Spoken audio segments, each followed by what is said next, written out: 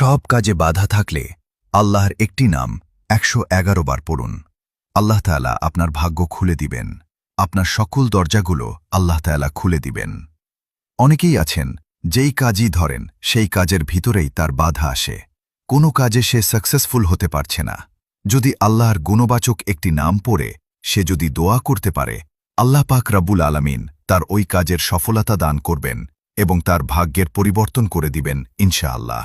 মনে রাখবেন, আল্লাহর এই গুণবাচক নাম পড়ে দোয়া করলে আল্লাহ তাআলা সেই দোয়াটা কবুল করেন। আল্লাহ তাআলা নিজে বলে দিয়েছেন, কোরআন খুলেন এবং 9 নম্বর পারা 13 নম্বর পৃষ্ঠার 4 নম্বর লাইনে সূরা আরাফের 180 নম্বর আয়াতে আল্লাহ তাআলা বলছেন, আল্লাহর এই গুণবাচক নাম পড়ে দোয়া করলে আল্লাহ তাআলা সাথে সাথে তার দোয়াগুলো কবুল করেন। তার ডাকে আল্লাহ তাআলা সাড়া দেন।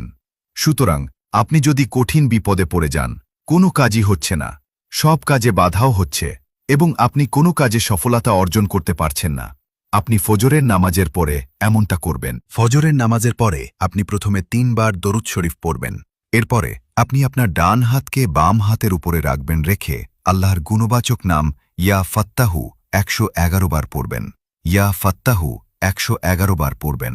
আল্লাহ তাআলা আপনার সকল যেই দরজাগুলো বন্ধ আছে সেই দরজাগুলো আল্লাহ তাআলা আপনার জন্য খুলে দিবেন। আল্লাহ পাক রব্বুল আলামিন প্রত্যেকটা কাজে আপনাকে বিজয় দান করবেন, উত্তম ফায়সালা করে দিবেন। অনেকেরই আছে, বিয়ে হচ্ছে না, কঠিন বিপদে পড়ে আছে। কেউ হয়তো ব্লক ম্যাজিক করে, জাদুটুনা করে, কুফরি কালাম করে বিয়ে বন্ধ করে রেখেছে। আপনি ফজরের নামাজের পরে আপনি অবশ্যই নামাজ পড়বেন এবং আল্লাহর প্রতি একিন রেখে আল্লাহর এই গুণবাচক নামটা পড়বেন। বাম হাতটা বাম হাতের উপরে, ডান হাত রেখে আপনি প্রথমে 3 বার দরুদ শরীফ পড়ে ইয়া ফাত্তাহু 111 বার পড়ে আবারও 3 বার দরুদ শরীফ পড়ে আল্লাহর কাছে দোয়া করবেন। দেখবেন আল্লাহ তাআলা আপনার সকল যে বন্ধ দরজাগুলো আছে সেগুলো খুলে দিবেন। আল্লাহ আপনাকে বিজয় দান করবেন এবং সকল কাজের বাধা থেকে আল্লাহ তাআলা আপনাকে হেফাজত করবেন।